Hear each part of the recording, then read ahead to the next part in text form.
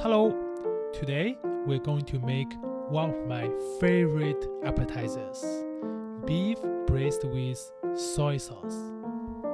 It's tasty, it's juicy, yet has a slightly chewy texture.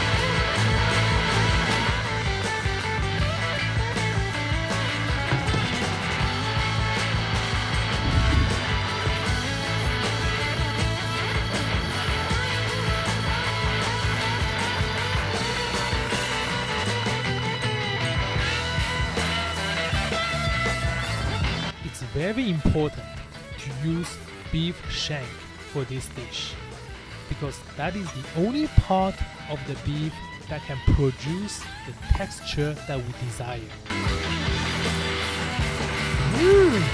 So good.